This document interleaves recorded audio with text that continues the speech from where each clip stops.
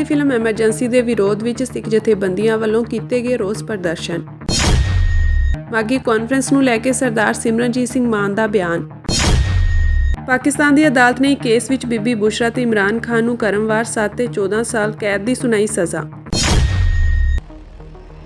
ਬਾਲੀਵੁੱਡ ਅਦਾਕਾਰਾ ਅਤੇ ਭਾਜਪਾ ਸੰਸਦ ਮੈਂਬਰ ਕੰਗਨਾ ਰਣੌਤ ਦੀ ਫਿਲਮ ਐਮਰਜੈਂਸੀ ਨੂੰ ਲੈ ਕੇ ਪੰਜਾਬ ਵਿੱਚ ਵਿਰੋਧ ਪ੍ਰਦਰਸ਼ਨ ਸ਼ੁਰੂ ਹੋ ਗਿਆ ਹੈ। ਸਿੱਖ ਜਥੇਬੰਦੀਆਂ ਨੇ ਸਿਨੇਮਾ ਹਾਲ ਸੰਚਾਲਕਾਂ ਨੂੰ ਕਿਹਾ ਹੈ ਕਿ ਇਹ ਫਿਲਮ ਪੰਜਾਬ ਦੇ ਸਿਨੇਮਾ ਘਰਾਂ ਵਿੱਚ ਨਾ ਦਿਖਾਈ ਜਾਵੇ।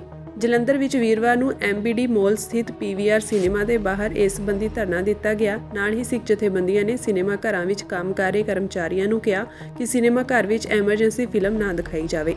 ਤੁਹਾਨੂੰ ਦੱਸ ਦਈਏ ਕਿ ਸ਼ੁੱਕਰਵਾਰ ਯਾਨੀ ਕਿ ਅੱਜ ਤੋਂ ਫਿਲਮ ਐਮਰਜੈਂਸੀ ਦੇਸ਼ ਭਰ ਵਿੱਚ ਰਿਲੀਜ਼ ਹੋਣ ਜਾ ਰਹੀ ਹੈ। ਇਹ ਪ੍ਰਦਰਸ਼ਨ ਫਿਲਮ ਦੇ ਰਿਲੀਜ਼ ਹੋਣ ਤੋਂ ਇੱਕ ਦਿਨ ਪਹਿਲਾਂ ਜਥੇਬੰਦੀਆਂ ਵੱਲੋਂ ਕੀਤਾ ਗਿਆ ਸੀ।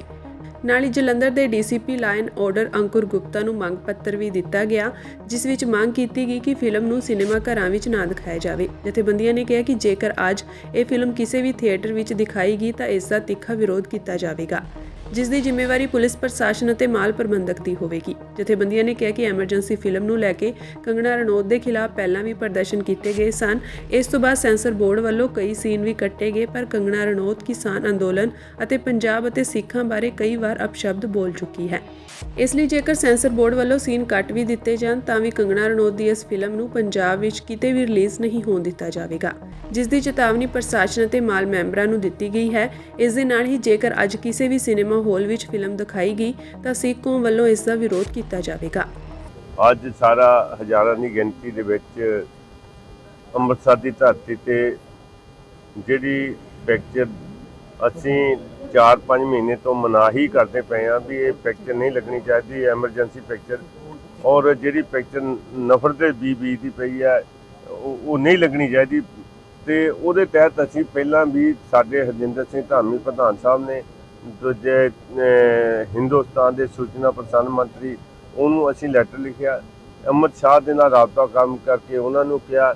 ਇਸੇ ਤਰ੍ਹਾਂ ਜਿਹੜੀ ਪੰਜਾਬ ਸਰਕਾਰ ਆ, ਭਗਵੰਤ ਮਾਨ ਚੀਫ ਮਿਨਿਸਟਰ, ਉਹਨੂੰ ਬੇਨਤੀ ਕੀਤੀ ਵੀ ਇਸ ਪਿਕਚਰ ਜਿਹੜੀ ਨਹੀਂ ਲੱਗਣੀ ਚਾਹੀਦੀ, ਪਰ ਪਤਾ ਨਹੀਂ ਕਿਹੜੀ ਨੀਤੀ ਦੇ ਤਹਿਤ, ਕਿਹੜੀ ਪਲਾਨ ਦੇ ਤਹਿਤ ਜਾਂ ਕੀ ਸਟ੍ਰੈਟਜੀ ਬਣਾਈ ਹੈ ਜਿਹੜੀ ਪਿਕਚਰ ਅੱਜ ਰਿਲੀਜ਼ ਕਰਨ ਜਾ ਰਿਹਾ ਹੈ। ਅਸੀਂ ਇਹ ਸ਼੍ਰੋਮਣੀ ਕਮੇਟੀ ਦੇ ਪ੍ਰਧਾਨ ਦਾ ਅੱਜ ਪ੍ਰੈਸ ਨੋਟ ਵੀ ਆਇਆ। ਅਸੀਂ ਪੰਜਾਬ ਦੀ ਧਰਤੀ ਤੇ ਪਿਕਚਰ ਨਹੀਂ ਲੱਗਣ ਦੇਵਾਂਗੇ, ਪਰ ਅਸੀਂ ਫਿਰ ਵੀ ਹਿੰਦੁਸਤਾਨ ਦੀ ਸਰਕਾਰ ਨੂੰ, ਪੰਜਾਬ ਸਰਕਾਰ ਨੂੰ ਬੇਨਤੀ ਕਰਦੇ, ਇੱਦਾਂ ਦੇ ਨਫ਼ਰਤ ਦੇ ਵੀ ਸਮਾਜ ਨੂੰ ਵੰਡਣ ਦੀ ਕੋਸ਼ਿਸ਼ ਇਹ ਨਹੀਂ ਹੋਣੀ ਚਾਹੀਦੀ। ਸਮਾਜ ਜਿਹੜਾ ਵੀ ਇਸ ਧਰਤੀ ਤੇ ਪੈਦਾ ਹੋਇਆ, ਭਾਵੇਂ ਉਹ ਉੱਚ ਆ, ਭਾਵੇਂ ਨੀਚ ਆ, ਭਾਵੇਂ ਕਿਸੇ ਵੀ ਸਮੁਦਾਇ ਨਾਲ, ਧਰਮ ਨਾਲ ਸੰਬੰਧ ਰੱਖਦਾ, ਉਹਨੂੰ ਬਰਾਬਰ ਦੇ ਅਧਿਕਾਰ ਆ ਜਿਉਣ ਦੇ। ਤੇ ਉਹ ਅਧਿਕਾਰ ਜਿਹੜੇ ਹਮੇਸ਼ਾ ਹਿੰਦੁਸਤਾਨ ਦੇ ਸੰਵਿਧਾਨ ਦੇ ਵਿੱਚ ਵੀ ਲਿਖੇ ਆ, ਤੇ ਉਹ ਜਿਹੜੇ ਅਧਿਕਾਰ ਆ ਹਰ ਇੱਕ ਦਾ ਮੌਲਿਕ ਅਧਿਕਾਰ ਹੈਗਾ, ਉਹ ਅਧਿਕਾਰ ਹਰ ਇੱਕ ਨੂੰ ਮਿਲਣੇ ਚਾਹੀਦੇ ਆ। ਤੇ ਪਿਕਚਰ ਜਿਹੜੀ ਆ ਉਹ ਬੰਦ ਕੀਤੀ। ਅੱਜ ਪੰਜਾਬ ਦੀ ਸਾਰੀ ਧਰਤੀ ਤੇ, ਦਿੱਲੀ ਵੀ ਜਿੱਥੇ ਜਿੱਥੇ ਸਿੱਖ ਬੈਠਾ ਉਹ ਪ੍ਰੋਟੈਸਟ ਕਰਦੇ ਪਏ। ਅੱਜ ਪੰਜਾਬ ਭਰ ਵਿੱਚ ਐਮਰਜੈਂਸੀ ਫਿਲਮ ਨੂੰ ਰਿਲੀਜ਼ ਕਰਨ ਲਈ ਪ੍ਰੋਗਰਾਮ ਬਣਿਆ ਸੀਗਾ। ਅਸੀਂ ਇਸ ਲਈ CM ਭਗਵੰਤ ਮਾਨ ਨੂੰ ਚਿੱਠੀ ਭੇਜੀ ਸੀ, ਮਾਨਯੋਗ ਪ੍ਰਧਾਨ ਸਾਹਿਬ ਸਰਦਾਰ ਜਿੰਦਰ ਸਿੰਘ ਧਾਮੀ ਜੀ ਵੱਲੋਂ, ਕਿ ਇਹ ਫਿਲਮ ਤੇ ਰੋਕ ਲਾਈ ਜਾਵੇ। ਅਸੀਂ DC ਸਾਹਿਬਾਨ ਪੰਜਾਬ ਭਰ ਜੀ ਉਹਨਾਂ ਨੂੰ ਵੀ ਲੈਟਰ ਲਿਖੇ ਨੇ ਕਿ ਇਹ ਫਿਲਮ ਤੇ ਰੋਕ ਲਾਈ ਜਾਵੇ। ਤੇ ਕੱਲ ਅਸੀਂ DC ਅੰਮ੍ਰਿਤਸਰ ਨੂੰ ਵੀ ਬੇਨਤੀ ਕੀਤੀ ਸੀ ਕਿ ਜਿਹੜੀ ਅੰਮ੍ਰਿਤਸਰ 'ਚ ਫਿਲਮ ਰਿਲੀਜ਼ ਹੋ ਰਹੀ ਆ, ਇਹਨਾਂ ਤੇ ਰੋਕ ਲਾਈ ਜਾਵੇ। ਉਹਨਾਂ ਨੇ ਸਾਨੂੰ ਵਿਸ਼ਵਾਸ ਦਿਵਾਇਆ ਸੀ ਕਿ ਅਸੀਂ ਗ੍ਰਹਿ ਮੰਤਰਾਲੇ ਨਾਲ ਗੱਲ ਕਰਕੇ ਤੇ ਕੋਸ਼ਿਸ਼ ਕਰਾਂਗੇ ਫਿਲਮ ਰਿਲੀਜ਼ ਤੋਂ ਰੋਕਣ ਲਈ। ਅੱਜ ਅਸੀਂ ਇਸ ਥੀਏਟਰ 'ਚ ਫਿਲਮ ਰਿਲੀਜ਼ ਹੋ ਰਹੀ ਉਹਨੂੰ ਰੋਕਣ ਲਈ ਆਏ ਕਿ ਇੱਥੇ ਰਿਲੀਜ਼ ਨਹੀਂ ਹੋਣ ਦੇਣੀ, ਕਿਉਂਕਿ ਇਹ ਪੰਜਾਬ ਦਾ ਮਾਹੌਲ ਖਰਾਬ ਕਰਨ ਦੀ ਸਾਜ਼ਿਸ਼ ਆ। ਅਸੀਂ ਪੰਜਾਬ ਸਰਕਾਰ ਨੂੰ ਅਪੀਲ ਕਰਦੇ ਕਿ ਇਹ ਫਿਲਮ ਤੇ ਰੋਕ ਲਾਈ ਜਾਵੇ, ਜਿਸ ਵਿੱਚ ਸਿੱਖ ਕਿਰਦਾਰਾਂ ਨੂੰ, ਸੰਤ ਜਰਨੈਲ ਸਿੰਘ ਜੀ ਖਾਲਸਾ ਪਿੰਡਰਾਂ ਵਾਲਿਆਂ ਨੂੰ ਗਲਤ ਤਰੀਕੇ ਨਾਲ ਪੇਸ਼ ਕੀਤਾ ਗਿਆ, ਕਿਉਂਕਿ ਸਿੱਖ ਹਮੇਸ਼ਾ ਹੀ ਹਿੰਦੁਸਤਾਨ ਦੀ ਭਲਾਈ ਲਈ ਅੱਗੇ ਕੰਮ ਕਾਰਜ ਕਰਦੇ ਰਹੀ ਹੈ ਤੇ ਗਾਂਹ ਵੀ ਕਾਰਜ ਕਰਨੇ। ਪਰ ਜੇ ਇਸ ਤਰ੍ਹਾਂ ਪਾੜਾ ਪਾਉਣ ਵਾਲੀਆਂ ਗੱਲਾਂ ਹੋਣਗੀਆਂ ਤੇ ਸਿੱਖ ਜਾਗਰੂਕ ਨੇ, ਉਹ ਆਪਣੇ ਹੱਕਾਂ ਲਈ ਲੜ ਵੀ ਸਕਦੇ ਤੇ ਲੜਨਗੇ। ਇਸ ਕਰਕੇ ਪੰਜਾਬ ਸਰਕਾਰ ਨੂੰ ਅਪੀਲ ਆ ਕਿ ਇਹ ਫਿਲਮ ਤੇ ਰੋਕ ਲਾਈ ਜਾਵੇ ਤਾਂ ਜੋ ਪੰਜਾਬ ਦਾ ਮਾਹੌਲ ਖਰਾਬ ਨਾ ਹੋ ਸਕੇ। ਸ਼੍ਰੋਮਣੀ ਅਕਾਲੀ ਦਲ ਅੰਮ੍ਰਿਤਸਰ ਪ੍ਰਧਾਨ ਸਰਦਾਰ ਸਿਮਰਨਜੀਤ ਸਿੰਘ ਮਾਨ ਦਾ ਮਾਗੀ ਦਿਹਾੜੇ ਉੱਤੇ ਹੋਈਆਂ ਕਾਨਫਰੰਸਾਂ ਤੇ ਬਿਆਨ ਸਾਹਮਣੇ ਆਇਆ ਹੈ। ਉਹਨਾਂ ਕਿਹਾ ਕਿ ਜੇਕਰ ਮਾਗੀ ਦੇ ਦਿਹਾੜੇ ਉੱਤੇ ਵੱਖ-ਵੱਖ ਸਿਆਸੀ ਗਰੁੱਪਾਂ ਵਿੱਚ ਹੋਈਆਂ 3 ਕਾਨਫਰੰਸਾਂ ਦੀਆਂ ਤਕਰੀਰਾਂ ਤੇ ਅਮਲਾਂ ਦੀ ਸਮੀਖਿਆ ਕੀਤੀ ਜਾਵੇ ਤਾਂ ਇੱਕ ਗੱਲ ਨਿਖਰ ਕੇ ਸਾਹਮਣੇ ਆ ਜਾਂਦੀ ਹੈ ਕਿ ਸ਼੍ਰੋਮਣੀ ਅਕਾਲੀ ਦਲ ਅੰਮ੍ਰਿਤਸਰ ਦੀ ਕਾਨਫਰੰਸ ਵਿੱਚ ਮਿੱਥੇ ਕੌਮੀ ਨਿਸ਼ਾਨੇ ਖਾਲਿਸਤਾਨ ਦੀ ਮੰਜ਼ਿਲ ਵੱਲ ਅਡੋਲ ਵਧਣ ਦੀ ਗੱਲ ਉੱਭਰ ਕੇ ਨਿਕਲੀ ਹੈ। ਸਰਦਾਰ ਸੁਖਬੀਰ ਬਾਦਲ ਵਾਲੇ ਬਾਦਲ ਅਕਾਲੀ ਦਲ ਦੀ ਕਾਨਫਰੰਸ ਵਿੱਚ ਸੰਤ ਜਰਨੈਲ ਸਿੰਘ ਖਾਲਸਾ ਭਿੰਡਰਾਂਵਾਲਿਆਂ ਵੱਲੋਂ ਮਿੱਥੇ ਕੌਮੀ ਨਿਸ਼ਾਨੇ ਖਾਲਿਸਤਾਨ ਵਿਰੋਧੀ ਆਵਾਜ਼ ਉੱਠਣ ਦੇ ਨਾਲ ਸ਼੍ਰੀ ਅਕਾਲ ਤਖਤ ਸਾਹਿਬ ਵੱਲੋਂ 2 ਦਸੰਬਰ ਨੂੰ ਹੋਏ ਹੁਕਮਨਾਮਿਆਂ ਦਾ ਉਲੰਘਣ ਕਰਕੇ ਗੈਰ ਪ੍ਰਵਾਨਿਤ ਢੰਗਾਂ ਰਾਹੀਂ ਆਪਣੇ ਦਲ ਦੀ ਭਰਤੀ ਦੀ ਸ਼ੁਰੂਆਤ ਕਰਨੀ ਅਤੇ ਸ਼੍ਰੀ ਅਕਾਲ ਤਖਤ ਸਾਹਿਬ ਵੱਲੋਂ ਬੀਤੇ ਸਮੇਂ ਵਿੱਚ ਮਰਹੂਮ ਸਰਦਾਰ ਪ੍ਰਕਾਸ਼ ਸਿੰਘ ਬਾਦਲ ਨੂੰ ਦਿੱਤੇ ਗਏ ਫਖਰੇ ਕੌਮ ਐਵਾਰਡ ਨੂੰ ਸ਼੍ਰੀ ਅਕਾਲ ਤਖਤ ਸਾਹਿਬ ਵੱਲੋਂ ਵਾਪਸ ਲੈਂਦੇ ਹੋਏ ਹੁਕਮਾਂ ਤੇ ਮੁੜ ਵਿਚਾਰ ਕਰਨ ਦੀ ਆਵਾਜ਼ ਉਠਾ ਕੇ ਇਸ ਬਾਦਲ ਦਲ ਨੇ ਇਹ ਪ੍ਰਤੱਖ ਕਰ ਦਿੱਤਾ ਹੈ ਕਿ ਉਹਨਾਂ ਨੂੰ ਕੇਵਲ ਤੇ ਕੇਵਲ ਆਪਣੇ ਸਿਆਸੀ ਸਵਾਰਥਾਂ ਦੀ ਪੂਰਤੀ ਚਾਹੀਦੀ ਹੈ। ਧਰਮੀ ਹੁਕਮਾਂ ਤੇ ਮਰਿਆਦਾਵਾਂ ਨਾਲ ਉਹਨਾਂ ਦਾ ਕੋਈ ਸਰੋਕਾਰ ਨਹੀਂ। ਕਹਿਣ ਤੋਂ ਭਾਵ ਮੀਰੀ ਪੀਰੀ ਦੇ ਮਹਾਨ ਸਿਧਾਂਤ ਨੂੰ ਇਹ ਲੋਕ ਪੂਰਨ ਰੂਪ ਵਿੱਚ ਪਿੱਠ ਦੇ ਚੁੱਕੇ ਹਨ, ਜਿਸ ਦੀ ਬਦੌਲਤ ਸਿੱਖ ਕੌਮ ਤੇ ਪੰਜਾਬੀਆਂ ਨੇ ਇਹਨਾਂ ਨੂੰ 3 ਵਾਰੀ ਚੋਣਾਂ ਵਿੱਚ ਕਰਾਰੀ ਹਾਰ ਦੇ ਕੇ ਕੌਮ ਦੀ ਧਾਰਮਿਕ ਜਾਂ ਸਿਆਸੀ ਅਗਵਾਈ ਕਰਨ ਦੇ ਅਮਲ ਪੂਰਨ ਰੂਪ ਵਿੱਚ ਖਤਮ ਕਰ ਦਿੱਤੇ ਹਨ। ਜਿੱਥੋਂ ਤੱਕ ਤੀਸਰੀ ਕਾਨਫਰੰਸ ਜੋ ਸਰਦਾਰ ਅੰਮ੍ਰਿਤਪਾਲ ਸਿੰਘ ਦੀ ਨਵੀਂ ਬਣੀ ਪਾਰਟੀ ਅਕਾਲੀ ਦਲ ਵਾਰਿਸ ਪੰਜਾਬ ਦੇ ਵੱਲੋਂ ਕੀਤੀ ਗਈ ਕਾਨਫਰੰਸ ਦੀ ਗੱਲ ਹੈ, ਉਹਨਾਂ ਨੇ ਇੰਡੀਅਨ ਵਿਧਾਨ ਜਿਸ ਨੇ ਖਾਲਸਾ ਪੰਥ ਤੇ ਪੰਜਾਬੀਆਂ ਨੂੰ ਹੁਣ ਤੱਕ ਕਿਸੇ ਵੀ ਖੇਤਰ ਵਿੱਚ ਇਨਸਾਫ ਨਹੀਂ ਦਿੱਤਾ ਬਲਕਿ ਜ਼ਬਰ ਜ਼ੁਲਮ ਤੇ ਬੇਇਨਸਾਫੀਆਂ ਦੀ ਲੜੀ ਵਿੱਚ ਵਾਧਾ ਹੀ ਕੀਤਾ ਹੈ, ਉਸ ਅਨੁਸਾਰ ਅਨੰਦਪੁਰ ਦੇ ਮਤੇ ਦੀ ਗੱਲ ਕਰਕੇ ਹੁਕਮਰਾਨਾਂ ਦੀਆਂ ਸੀਮਾਵਾਂ ਅਨੁਸਾਰ ਸਿਆਸੀ ਤੌਰ ਤੇ ਵਿਚਰਨ ਦੀ ਗੱਲ ਕੀਤੀ ਹੈ। ਇਹਨਾਂ ਦੋਵਾਂ ਕਾਨਫਰੰਸਾਂ ਵਿੱਚ ਪੰਜਾਬ ਦੇ ਕੀਮਤੀ ਪਾਣੀਆਂ, ਬਿਜਲੀ ਪੈਦਾ ਕਰਨ ਵਾਲੇ ਲੁੱਟੇ ਗਏ ਹੈੱਡਵਰਕਸ, ਪੰਜਾਬ ਦੀ ਰਾਜਧਾਨੀ ਚੰਡੀਗੜ੍ਹ, ਪੰਜਾਬ ਤੋਂ ਬਾਹਰ ਰਹਿ ਚੁੱਕੇ ਪੰਜਾਬੀ ਬੋਲਦੇ ਇਲਾਕਿਆਂ ਤੇ ਪੰਜਾਬੀਆਂ ਤੇ ਸਿੱਖਾਂ ਨਾਲ ਹੋਏ ਜ਼ਬਰ ਜ਼ੁਲਮ ਦੀ ਗੱਲ ਨਾ ਕਰਕੇ ਕੌਮੀ ਨਿਸ਼ਾਨੇ ਪ੍ਰਤੀ ਭੰਬਲ ਭੂਸਾ ਹੀ ਪਾਉਣ ਦੀ ਗੱਲ ਕੀਤੀ ਗਈ ਹੈ। ਉਹਨਾਂ ਕਿਹਾ ਕਿ ਜੋ ਅੱਜ ਖਾਲਸਾ ਪੰਥ ਲਈ ਅਤ ਸੰਜੀਦਾ ਅਤੇ ਧਿਆਨ ਮੰਗਣ ਵਾਲਾ ਮੁੱਦਾ ਹੈ ਕਿ ਹਿੰਦੂਤਵ ਹੁਕਮਰਾਨ ਨਰਿੰਦਰ ਮੋਦੀ, ਵਜ਼ੀਰ ਅਮਿਤ ਸ਼ਾਹ, ਵਿਦੇਸ਼ ਮੰਤਰੀ ਜੈ ਸ਼ੰਕਰ, ਰੱਖਿਆ ਵਜ਼ੀਰ ਰਾਜਨਾਥ ਸਿੰਘ, ਕੌਮੀ ਸੁਰੱਖਿਆ ਸਲਾਹਕਾਰ ਅਜੀਤ ਡੋਵਾਲ, ਰਾਮ ਮੁਖੀ ਰਵੀ ਸਿਨਹਾ ਤੇ ਸਾਬਕਾ ਰਾਮ ਮੁਖੀ ਸ਼ਮੰਤ ਗੋਇਲ, ਜਿਨ੍ਹਾਂ ਨੇ ਥੋੜੇ ਸਮੇਂ ਵਿੱਚ ਹੀ ਹਰਦੀਪ ਸਿੰਘ ਨਿੱਜਰ, ਰਿਪੂ ਦਮਨ ਸਿੰਘ ਮਲਿਕ ਅਤੇ ਸੁਖਦੂਲ ਸਿੰਘ ਕੈਨੇਡਾ, ਅਵਤਾਰ ਸਿੰਘ ਖੰਡਾ ਬਰਤਾਨੀਆ, ਪਰਮਜੀਤ ਸਿੰਘ ਪੰਜਵੜ, ਲਖਵੀਰ ਸਿੰਘ ਰੋਡੇ ਪਾਕਿਸਤਾਨ, ਦੀਪ ਸਿੰਘ ਸਿੱਧੂ, ਸ਼ੁਭਦੀਪ ਸਿੰਘ ਸਿੱਧੂ ਮੂਸੇਵਾਲਾ ਤੇ ਗੁਰਪ੍ਰੀਤ ਸਿੰਘ ਹਰੀਨੋ ਪੰਜਾਬ, ਅਮਰੀਕਨ ਨਾਗਰਿਕ ਗੁਰਪਤਵੰਤ ਸਿੰਘ ਪੰਨੂ ਨੂੰ ਮਾਰਨ ਦੀ ਕੋਸ਼ਿਸ਼ ਵਾਲੇ ਮਨੁੱਖਤਾ ਵਿਰੋਧੀ ਕਾਰਵਾਈਆਂ ਕੀਤੀਆਂ ਗਈਆਂ ਹਨ, ਜਿਨ੍ਹਾਂ ਵਿਰੁੱਧ ਸ਼੍ਰੋਮਣੀ ਅਕਾਲੀ ਦਲ ਅੰਮ੍ਰਿਤਸਰ ਨਿਰੰਤਰ ਕੌਮਾਂਤਰੀ ਪੱਧਰ ਤੇ ਆਵਾਜ਼ ਹੀ ਨਹੀਂ ਉਠਾਉਂਦਾ ਆ ਰਿਹਾ ਬਲਕਿ ਇਹਨਾਂ ਸਿੱਖ ਕੌਮ ਦੇ ਕਾਤਲਾਂ ਨੂੰ ਕੌਮਾਂਤਰੀ ਕਾਨੂੰਨਾਂ ਅਨੁਸਾਰ ਕੌਮਾਂਤਰੀ ਅਦਾਲਤਾਂ ਵਿੱਚ ਸਜ਼ਾਵਾਂ ਦੇਣ ਦੀ ਗੱਲ ਵੀ ਕਰਦਾ ਆ ਰਿਹਾ ਹੈ।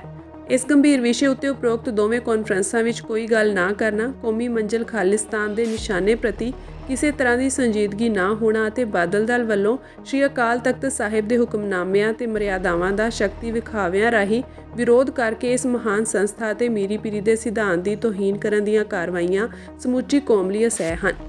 ਇਸ ਲਈ ਪੰਜਾਬ ਸੂਬੇ ਵਿੱਚ ਵਿਚਰਨ ਵਾਲੇ ਸੁਹਿਰਦ ਪੰਜਾਬੀਆਂ ਅਤੇ ਸਿੱਖ ਕੌਮ ਨੂੰ ਇਸ ਸਮੇਂ ਆਪੋ ਆਪਣੀ ਸਮਾਜਿਕ ਅਤੇ ਪੰਥਕ ਜ਼ਿੰਮੇਵਾਰੀ ਸੰਜੀਦਗੀ ਨਾਲ ਨਿਭਾਉਂਦੇ ਹੋਏ ਇਸ ਗੱਲ ਦਾ ਨਿਰਣੇ ਕਰਨਾ ਪਵੇਗਾ ਕਿ ਉਪਰੋਕਤ ਹੋਈਆਂ ਤਿੰਨੇ ਕਾਨਫਰੰਸਾਂ ਵਿੱਚ ਕਿਹੜੀ ਕਾਨਫਰੰਸ ਵਿੱਚ ਕੌਮੀ ਨਿਸ਼ਾਨੇ ਦੀ ਪ੍ਰਾਪਤੀ ਕਰਨ ਦਾ ਤਹੀਆ ਕੀਤਾ ਗਿਆ ਹੈ। ਇਸ ਕਾਨਫਰੰਸ ਵਿੱਚ ਮੀਰੀ ਪੀਰੀ ਦੇ ਮਹਾਨ ਸਿਧਾਂਤ ਉੱਤੇ ਪਹਿਰਾ ਦਿੰਦੇ ਹੋਏ ਸ਼੍ਰੀ ਅਕਾਲ ਤਖਤ ਸਾਹਿਬ ਦੀਆਂ ਮਰਿਆਦਾਵਾਂ ਅਤੇ ਫਲਸਫੇ ਨੂੰ ਕਾਇਮ ਰੱਖਣ ਲਈ ਵਿਚਾਰਾਂ ਹੋਈਆਂ ਅਤੇ ਕਿਹੜੀ ਕਾਨਫਰੰਸ ਵਿੱਚ ਸ਼ਾਮਿਲ ਆਗੂ ਨੰਗੇ ਧੜ ਪੰਜਾਬ, ਪੰਜਾਬੀਆਂ ਅਤੇ ਸਿੱਖ ਕੌਮ ਨਾਲ ਹੋ ਰਹੀਆਂ ਬੇਇਨਸਾਫੀਆਂ ਦੇ ਵਿਰੁੱਧ ਬਾਦਲੀਲ ਢੰਗ ਨਾਲ ਲੰਮੇ ਸਮੇਂ ਤੋਂ ਜੂਝਦੇ ਆ ਰਹੇ ਹਨ। ਅਨੇਕਾਂ ਹਕੂਮਤੀ ਕਸ਼ਟਾਂ, ਮੁਸ਼ਕਿਲਾਂ, ਗੈਰ ਵਿਧਾਨਕ ਕਾਰਵਾਈਆਂ ਦੇ ਬਾਵਜੂਦ ਵੀ ਅਡੋਲ ਆਪਣੇ ਕੌਮੀ ਨਿਸ਼ਾਨੇ ਲਈ ਸੁਹਿਰਦ ਹਨ ਅਤੇ ਬੀਤੇ ਸਮੇਂ ਵਿੱਚ ਇਹਨਾਂ ਮਕਸਦਾਂ ਦੀ ਪ੍ਰਾਪਤੀ ਲਈ ਸ਼੍ਰੀ ਅਕਾਲ ਤਖਤ ਸਾਹਿਬ ਦੀ ਮਹਾਨ ਸੰਸਥਾ ਨੂੰ ਸਮਰਪਿਤ ਹੋ ਕੇ ਉੱਥੇ ਮਿੱਥੇ ਗਏ ਕੌਮੀ ਨਿਸ਼ਾਨੇ ਮੰਜ਼ਿਲ ਲਈ ਨਿਰੰਤਰ ਲੜਦੇ ਆ ਰਹੇ ਹਨ। ਹਕੂਮਤ ਜਮਾਤਾਂ ਦੇ ਕਿਸੇ ਤਰ੍ਹਾਂ ਦੇ ਵੀ ਜ਼ਬਰ ਅੱਗੇ ਅੱਜ ਤੱਕ ਈਨ ਨਹੀਂ ਮੰਨੀ ਅਤੇ ਅੱਗੋਂ ਲਈ ਵੀ ਇਸ ਕੌਮੀ ਜੰਗ ਨੂੰ ਦ੍ਰਿੜਤਾਪੂਰਵਕ ਚਲਾਉਣ ਦੀ ਸਮਰੱਥਾ ਰੱਖਦੇ ਹਨ। ਫਿਰ ਹੀ ਸਿੱਖ ਆਪਣੀ ਆਤਮਾ ਤੋਂ ਫੈਸਲਾ ਕਰਕੇ ਕੌਮੀ ਮੰਜ਼ਿਲ ਵੱਲ ਵੀ ਵਧਣਗੇ ਅਤੇ ਦੁਸ਼ਮਣ ਤਾਕਤਾਂ ਲਈ ਆਉਣ ਵਾਲੇ ਸਮੇਂ ਵਿੱਚ ਵੱਡੀ ਚੁਣੌਤੀ ਬਣ ਕੇ ਸਰਬੱਤ ਦੇ ਭਲੇ ਦੀ ਸੋਚ ਅਧੀਨ ਆਪਣੀਆਂ ਧਾਰਮਿਕ ਤੇ ਸਿਆਸੀ ਸਰਗਰਮੀਆਂ ਕਰਨਗੇ। ਪਾਕਿਸਤਾਨ ਦੀ ਇੱਕ ਅਦਾਲਤ ਨੇ ਅੱਜ ਸਾਬਕਾ ਪ੍ਰਧਾਨ ਮੰਤਰੀ ਇਮਰਾਨ ਖਾਨ ਤੇ ਉਹਨਾਂ ਦੀ ਪਤਨੀ ਬੁਸ਼ਰਾ ਬੀਬੀ ਨੂੰ 19 ਕਰੋੜ ਪਾਉਂਡ ਦੇ ਅਲ ਕਾਦਰ ਟਰੱਸਟ ਭ੍ਰਿਸ਼ਟਾਚਾਰ ਮਾਮਲੇ ਵਿੱਚ ਦੋਸ਼ੀ ਠਹਿਰਾਇਆ ਅਤੇ ਦੋਵਾਂ ਨੂੰ ਕਰਮਵਾਰ 14 ਤੇ 7 ਸਾਲ ਦੀ ਕੈਦ ਦੀ ਸਜ਼ਾ ਸੁਣਾਈ। ਭ੍ਰਿਸ਼ਟਾਚਾਰ ਵਿਰੋਧੀ ਅਦਾਲਤ ਦੇ ਜੱਜ ਨਾਸਿਰ ਜਾਵੇਦ ਰਾਣਾ ਨੇ ਫੈਸਲਾ ਸੁਣਾਇਆ, ਜਿਸ ਨੂੰ ਵੱਖ-ਵੱਖ ਕਾਰਨਾਂ ਤੋਂ 3 ਵਾਰ ਟਾਲਿਆ ਜਾ ਚੁੱਕਿਆ ਸੀ। ਆਖਰੀ ਵਾਰ ਇਸ ਨੂੰ 13 ਜਨਵਰੀ ਨੂੰ ਟਾਲਿਆ ਗਿਆ ਸੀ। ਜੱਜ ਨੇ ਅਡਿਆਲਾ ਜੇਲ੍ਹ ਵਿੱਚ ਸਥਾਪਿਤ ਇੱਕ ਅਸਥਾਈ ਅਦਾਲਤ ਵਿੱਚ ਖਾਨ ਤੇ ਉਹਨਾਂ ਦੀ ਪਤਨੀ ਨੂੰ ਕੈਦ ਦੀ ਸਜ਼ਾ ਸੁਣਾਈ। ਕੌਮੀ ਜਵਾਬਦੇਹੀ ਬਿਊਰੋ ਨੇ ਦਸੰਬਰ 2023 ਵਿੱਚ ਖਾਨ, ਬੀਬੀ ਬੁਸ਼ਰਾ ਅਤੇ 6 ਹੋਰਾਂ ਖਿਲਾਫ ਕੇਸ ਦਰਜ ਕੀਤਾ ਸੀ, ਜਿਸ ਵਿੱਚ ਉਹਨਾਂ ਤੇ ਕੌਮੀ ਖਜ਼ਾਨੇ ਨੂੰ 19 ਕਰੋੜ ਪਾਉਂਡ ਦਾ ਨੁਕਸਾਨ ਪਹੁੰਚਾਉਣ ਦਾ ਦੋਸ਼ ਲਗਾਇਆ ਗਿਆ ਸੀ। ਮੁਕੱਦਮਾ ਖਾਨ ਤੇ ਬੀਬੀ ਬੁਸ਼ਰਾ ਤੇ ਚਲਾਇਆ ਗਿਆ ਕਿਉਂਕਿ ਇੱਕ ਪ੍ਰਾਪਰਟੀ ਕਾਰੋਬਾਰੀ ਸਣੇ ਹੋਰ ਸਾਰੇ ਮੁਲਜ਼ਮ ਦੇਸ਼ ਤੋਂ ਬਾਹਰ ਹਨ। ਦੋਸ਼ ਹੈ ਕਿ ਇੱਕ ਪ੍ਰਾਪਰਟੀ ਕਾਰੋਬਾਰੀ ਦੇ ਨਾਲ ਸਮਝੌਤੇ ਤਹਿਤ ਬਰਤਾਨੀਆ ਦੀ ਕੌਮੀ ਅਪਰਾਧ ਏਜੰਸੀ ਵੱਲੋਂ ਪਾਕਿਸਤਾਨ ਨੂੰ ਮੋੜੇ ਗਏ 50 ਅਰਬ ਪਾਕਿਸਤਾਨੀ ਰੁਪਈਆਂ ਦਾ ਗਲਤ ਇਸਤੇਮਾਲ ਕੀਤਾ ਗਿਆ। ਕੌਮੀ ਖਜ਼ਾਨੇ ਵਜੋਂ ਇਸਤੇਮਾਲ ਹੋਣ ਵਾਲੀ ਇਸ ਰਾਸ਼ੀ ਨੂੰ ਉਸ ਕਾਰੋਬਾਰੀ ਦੇ ਕਥਿਤ ਨਿੱਜੀ ਲਾਭ ਲਈ ਲਗਾਇਆ ਗਿਆ ਜਿਸ ਨੇ ਬੀਬੀ ਤੇ ਖਾਨ ਨੂੰ ਇੱਕ ਯੂਨੀਵਰਸਿਟੀ ਸਥਾਪਿਤ ਕਰਨ ਵਿੱਚ ਮਦਦ ਕੀਤੀ ਸੀ। ਅਲ ਕਾਦਰ ਟਰਸਟ ਦੀ ਟਰਸਟੀ ਵਜੋਂ ਬੀਬੀ ਬੁਸ਼ਰਾ ਤੇ ਇਸ ਸਮਝੌਤੇ ਤੋਂ ਲਾਭ ਉਠਾਉਣ ਦਾ ਦੋਸ਼ ਹੈ ਜਿਸ ਵਿੱਚ ਜੇਹਲਮ 'ਚ ਅਲ ਕਾਦਰ ਯੂਨੀਵਰਸਿਟੀ ਵਿੱਚ 458 ਕਨਾਲ ਜ਼ਮੀਨ ਗ੍ਰਹਿਣ ਕਰਨੀ ਵੀ ਸ਼ਾਮਿਲ ਹੈ। ਰਾਜਸਥਾਨ ਦੇ ਸਾਬਕਾ ਮੁੱਖ ਮੰਤਰੀ ਅਸ਼ੋਕ ਗਹਿਲੋਤ ਨੇ ਅੱਜ ਪੰਜਾਬ ਤੇ ਕੇਂਦਰ ਸਰਕਾਰ ਤੇ ਅਣਮਿੱਥੇ ਸਮੇਂ ਦੀ ਭੁੱਖ ਹੜਤਾਲ ਤੇ ਚੱਲ ਰਹੇ ਕਿਸਾਨ ਆਗੂ ਜਗਜੀਤ ਸਿੰਘ ਡੱਲੇਵਾਲ ਪ੍ਰਤੀ ਅਸੰਵੇਦਨਸ਼ੀਲਤਾ ਦਿਖਾਉਣ ਦਾ ਦੋਸ਼ ਲਗਾਇਆ। ਕਾਂਗਰਸੀ ਆਗੂ ਨੇ ਕਿਹਾ ਕਿ ਇਹੀ ਕਾਰਨ ਹੈ ਕਿ 111 ਹੋਰ ਕਿਸਾਨ ਸਰਕਾਰ ਦੇ ਸਾਹਮਣੇ ਆਪਣੀ ਗੱਲ ਰੱਖਣ ਵਾਸਤੇ ਭੁੱਖ ਹੜਤਾਲ ਤੇ ਚਲੇ ਗਏ ਹਨ। ਗਹਿਲੋਤ ਨੇ ਇੱਕ ਬਿਆਨ ਵਿੱਚ ਕਿਹਾ ਕਿ ਕਿਸਾਨ ਆਗੂ ਜਗਜੀਤ ਸਿੰਘ ਡੱਲੇਵਾਲ ਨੂੰ ਭੁੱਖ ਹੜਤਾਲ ਤੇ ਬੈਠੇ ਹੋਏ ਹੁਣ ਤੱਕ 50 ਦਿਨਾਂ ਤੋਂ ਵੱਧ ਸਮਾਂ ਹੋ ਗਿਆ ਹੈ। ਉਹਨਾਂ ਦੀ ਸਿਹਤ ਲਗਾਤਾਰ ਵਿਗੜ ਰਹੀ ਹੈ। ਇਹਨਾਂ ਦਿਨਾਂ ਵਿੱਚ ਪੰਜਾਬ ਤੇ ਕੇਂਦਰ ਸਰਕਾਰ ਨੇ ਪੂਰੀ ਤਰ੍ਹਾਂ ਅਸੰਵੇਦਨਸ਼ੀਲਤਾ ਦਿਖਾਈ ਹੈ। ਉਹਨਾਂ ਕਿਹਾ ਕਿ 3 ਕਾਲੇ ਕਾਨੂੰਨਾਂ ਦੇ ਵਿਰੋਧ ਵਿੱਚ ਲਗਭਗ 700 ਕਿਸਾਨਾਂ ਦੀਆਂ ਜਾਨਾਂ ਜਾਣ ਤੋਂ ਬਾਅਦ ਸਰਕਾਰ ਨੇ ਉਹਨਾਂ ਦੀਆਂ ਸ਼ਿਕਾਇਤਾਂ ਸੁਣੀਆਂ। ਉਹਨਾਂ ਕਿਹਾ ਕਿ ਇਹ ਸਮਝ ਤੋਂ ਪਰੇ ਹੈ ਕਿ ਅਜਿਹੀ ਸਥਿਤੀ ਵਾਰ-ਵਾਰ ਕਿਉਂ ਪੈਦਾ ਹੁੰਦੀ ਹੈ ਅਤੇ ਸਰਕਾਰ ਕਿਸਾਨਾਂ ਦੇ ਵਫਦ ਨਾਲ ਗੱਲ ਕਰਕੇ ਹੱਲ ਕਿਉਂ ਨਹੀਂ ਕੱਢਣਾ ਚਾਹੁੰਦੀ ਹੈ। ਕੰਗਣਾ ਰਣੌਤ ਦੀ ਫਿਲਮ ਐਮਰਜੈਂਸੀ ਤੇ ਬੋਲਦਿਆਂ ਪੰਥ ਸੇਵਕ ਜਥਾ ਤੇ ਭਾਈ ਹਰਦੀਪ ਸਿੰਘ ਮਹਾਰਾਜ ਨੇ ਕਿਹਾ ਕਿ ਇਸ ਫਿਲਮ ਅੰਦਰ 1984 ਵਿੱਚ ਸਿੱਖਾਂ ਦੇ ਪਾਵਨ ਸੱਚਖੰਡ ਸ੍ਰੀ ਹਰਿਮੰਦਰ ਸਾਹਿਬ, ਸ੍ਰੀ ਅਕਾਲ ਤਖਤ ਸਾਹਿਬ ਅਤੇ ਕਈ ਹੋਰ ਧਾਰਮਿਕ ਅਸਥਾਨਾਂ ਉੱਤੇ ਕੀਤੇ ਗਏ ਮਾਰੂ ਹਮਲੇ ਅਤੇ ਸਿੱਖ ਕਤਲੇਆਮ, ਨਸਲਕੁਸ਼ੀ ਨੂੰ ਦਬਾ ਕੇ ਸਿੱਖ ਕੌਮ ਦੇ ਵਿਰੋਧੀ ਏਜੰਡੇ ਤਹਿਤ ਕੌਮ ਨੂੰ ਬਦਨਾਮ ਕੀਤਾ ਗਿਆ ਹੈ। ਇਸ ਦੇ ਨਾਲ ਹੀ ਫਿਲਮ ਵਿੱਚ ਸਿੱਖਾਂ ਦੇ ਕੌਮੀ ਸ਼ਹੀਦ ਸੰਤ ਜਰਨੈਲ ਸਿੰਘ ਖਾਲਸਾ ਭਿੰਡਰਾਂਵਾਲਿਆਂ ਦੀ ਕਿਰਦਾਰਕੁਸ਼ੀ ਕੀਤੀ ਗਈ ਹੈ। ਇਸ ਫਿਲਮ ਨੂੰ ਪਹਿਲਾਂ ਵੀ ਪੰਜਾਬ ਵਿੱਚ ਲੱਗਣ ਤੋਂ ਰੋਕਣ ਲਈ ਸਿੱਖ ਕੌਮ ਵੱਲੋਂ ਭਾਰੀ ਰੋਸ ਜਤਾਇਆ ਗਿਆ ਸੀ। ਇਸ ਫਿਲਮ ਨੂੰ ਪੰਜਾਬ ਸਰਕਾਰ ਵੱਲੋਂ ਪੰਜਾਬ ਵਿੱਚ ਲੱਗਣ ਤੇ ਤੁਰੰਤ ਰੋਕ ਲਗਾਉਣੀ ਚਾਹੀਦੀ ਹੈ। ਜੇਕਰ ਪੰਜਾਬ ਸਰਕਾਰ ਵੱਲੋਂ ਰੋਕ ਨਾ ਲਗਾਈ ਗਈ ਤਾਂ ਸਾਡੇ ਵੱਲੋਂ ਇਸ ਫਿਲਮ ਨੂੰ ਕਿਸੇ ਵੀ ਕੀਮਤ ਤੇ ਪੰਜਾਬ ਵਿੱਚ ਨਹੀਂ ਚੱਲਣ ਦਿੱਤਾ ਜਾਵੇਗਾ। ਕਿਸਾਨ ਆਗੂ ਜਗਜੀਤ ਸਿੰਘ ਡੱਲੇਵਾਲ 26 ਨਵੰਬਰ 2024 ਤੋਂ ਮਰਨ ਵਰਤ ਉੱਤੇ ਬੈਠੇ ਹੋਏ ਹਨ ਅਤੇ ਅੱਜ ਉਹਨਾਂ ਦੇ ਮਰਨ ਵਰਤ ਨੂੰ 53 ਦਿਨ ਹੋ ਗਏ ਹਨ। ਦੂਜੇ ਪਾਸੇ ਪੰਜਾਬ ਸਰਕਾਰ ਵੱਲੋਂ ਮਾਣਯੋਗ ਸੁਪਰੀਮ ਕੋਰਟ ਵਿੱਚ ਰਿਪੋਰਟਾਂ ਪੇਸ਼ ਕਰਕੇ ਕਿਹਾ ਜਾ ਰਿਹਾ ਹੈ ਕਿ ਸਰਦਾਰ ਜਗਜੀਤ ਸਿੰਘ ਡੱਲੇਵਾਲ ਦੀ ਸਿਹਤ ਵਿੱਚ ਸੁਧਾਰ ਹੋ ਰਿਹਾ ਹੈ। ਇਸ ਮਾਮਲੇ ਤੇ ਕਿਸਾਨ ਆਗੂਆਂ ਨੇ ਕਿਹਾ ਕਿ ਪੰਜਾਬ ਸਰਕਾਰ ਆਪਣੀ ਸਰਕਾਰੀ ਡਾਕਟਰਾਂ ਦੀਆਂ ਟੀਮਾਂ ਵੱਲੋਂ 26 ਨਵੰਬਰ ਤੋਂ ਲੈ ਕੇ ਅੱਜ ਤੱਕ ਸਰਦਾਰ ਜਗਜੀਤ ਸਿੰਘ ਡੱਲੇਵਾਲ ਦੇ ਕੀਤੇ ਗਏ ਮੈਡੀਕਲ ਟੈਸਟਾਂ ਦੀਆਂ ਰਿਪੋਰਟਾਂ ਨੂੰ ਜਨਤਕ ਕਰੇ ਤਾਂ ਜੋ ਹਰ ਇੱਕ ਆਮ ਇਨਸਾਨ ਨੂੰ ਵੀ ਪਤਾ ਲੱਗ ਸਕੇ ਅਤੇ ਪੰਜਾਬ ਸਰਕਾਰ ਦੀਆਂ ਸਰਕਾਰੀ ਡਾਕਟਰਾਂ ਦੀਆਂ ਟੀਮਾਂ ਵੱਲੋਂ ਕੀਤੇ ਗਏ ਮੈਡੀਕਲ ਟੈਸਟਾਂ ਦੀ ਸੱਚਾਈ ਲੋਕਾਂ ਦੇ ਸਾਹਮਣੇ ਆ ਸਕੇ। ਕਿਸਾਨ ਆਗੂ ਅਭਿਮਨਿਊ ਕੁਹਾੜ ਨੇ ਕਿਹਾ ਕਿ ਕੋਈ ਵੀ ਜੇਕਰ ਇਹ ਗੱਲ ਸਾਬਿਤ ਕਰ ਦੇਵੇ ਕਿ ਡੱਲੇਵਾਲ ਜੀ ਨੇ 53 ਦਿਨਾਂ ਦੇ ਮਰਨ ਵਰਤ ਦੌਰਾਨ ਪਾਣੀ ਤੋਂ ਇਲਾਵਾ ਕੁਝ ਵੀ ਖਾਧਾ ਹੈ ਤਾਂ ਉਹ ਆਪਣੀ 30-35 ਕਰੋੜ ਦੀ ਜਾਇਦਾਦ ਉਸ ਵਿਅਕਤੀ ਦੇ ਨਾਮ ਕਰ ਦੇਣਗੇ। ਉਹਨਾਂ ਕਿਹਾ ਕਿ ਡੱਲੇਵਾਲ ਕਿਸਾਨਾਂ ਦੀਆਂ ਮੰਗਾਂ ਲਈ ਇਸ ਉਮਰ ਵਿੱਚ ਡਟੇ ਹੋਏ ਹਨ। ਅਸੀਂ ਇਸ ਸੰਘਰਸ਼ ਵਿੱਚ ਉਹਨਾਂ ਦੇ ਨਾਲ ਹਾਂ। ਉਹਨਾਂ ਦੀ ਸਿਹਤ ਅਤੇ ਉਹਨਾਂ ਦੇ ਮਰਨ ਵਰਤ ਨੂੰ ਲੈ ਕੇ ਲੋਕਾਂ ਅੰਦਰ ਝੂਠ ਫੈਲਾਇਆ ਜਾ ਰਿਹਾ ਹੈ ਜਿਸ ਤੋਂ ਸਾਵਧਾਨ ਰਹਿਣ ਦੀ ਲੋੜ ਹੈ।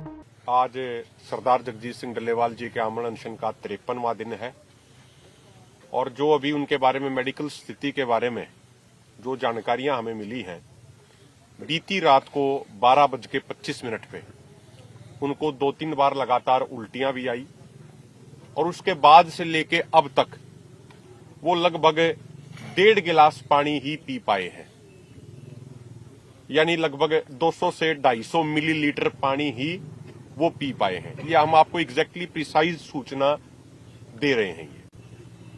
तो उनकी तबीयत बड़ी नाजुक है और एक हम निवेदन करना चाह रहे हैं हमारे दोनों फोरमों की तरफ से, सरदार जगजीत सिंह डल्लेवाल जी की तरफ से, कि जो भी गवर्नमेंट की जो मेडिकल टीम आती है, कृपा करके जैसे कल वो प्रेस कॉन्फ्रेंस में बैठे, डेली की डेली गवर्नमेंट की मेडिकल टीम भी उनका हेल्थ बुलेटिन, उनका मेडिकल बुलेटिन मीडिया में जारी करे, देशवासियों को जारी करे।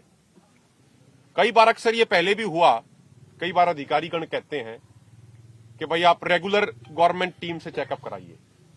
वो बिल्कुल रेगुलर हो रहे हैं लगातार, लेकिन हमारा उनसे पहले दिन से ये निवेदन रहा है कि जो भी आप टेस्ट करते हैं, जो भी आप चेकअप करते हैं, उसकी जानकारी आपको मीडिया के अंदर, मीडिया के माध्यम से पूरे देश तक पहुंचानी आपकी भी जिम्मेदारी बनती है। अगर वो अपनी रिपोर्ट्स को साझा नहीं करेंगे, अगर वो मीडिया के माध्यम से पूरे देश को सूचना नहीं देंगे, तो फिर वो चेकअप का और मेडिकल टेस्ट का फिर मुझे नहीं लगता कोई अर्थ रह जाता है। इसलिए सरदार जगजीत सिंह डल्लेवाल जी की तरफ से भी विशेष निवेदन है कि उन डॉक्टरों पे किसी भी तरह का प्रशासनिक प्रेशर नहीं होना चाहिए, क्योंकि एक दो बार जब मीडिया वाले साथी उनसे बात करते हैं तो एक दो बार ये बात सामने आई है। उन्होंने कहा है कि जी हमें हिदायत है कि हमें नहीं बोलना उस विषय पे। तो इसलिए हमारा निवेदन है, प्रशासन से भी गवर्नमेंट से भी निवेदन है, जांच करना, टेस्ट करना ठीक है, वो सबका राइट है, जिम्मेदारी बनती है आपकी, गवर्नमेंट जिम्मेदारी बनती है, लेकिन आपकी ये भी जिम्मेदारी बनती है कि जो टेस्ट हो रहे हैं और डेली की जो मेडिकल रिपोर्ट है, मेडिकल चेकअप हो रहा है, उसको भी मीडिया के माध्यम से पूरे देश तक जारी किया जाए। ये हमारी उनसे, प्रशासन से, अधिकारियों से और सरकार से एक विशेष हमारी मांग है। और इनका ये प्रतिबद्धता है, इनकी एक कमिटमेंट है कि सरदार जगजीत सिंह डल्लेवाल जी हमारे बच्चों को बचाने के लिए ये संघर्ष कर रहे हैं, हमारी खेती और जमीन को बचाने के लिए ये संघर्ष कर रहे हैं। तो हमारी भी ये जिम्मेदारी बनती है कि उनके साथ कंधे से कंधा मिला के उनके दिखाए हुए रास्ते पर हम चलें, और अगर कुर्बानी देने की नौबत आए तो हम भी उनके रास्ते पे चलते हुए अपनी कुर्बानी दें। हमारे साथी हैं, पहले दशरथ मलिक जी हैं हिसार से, हरियाणा से, जो आज आमरण अनशन पे बैठेंगे।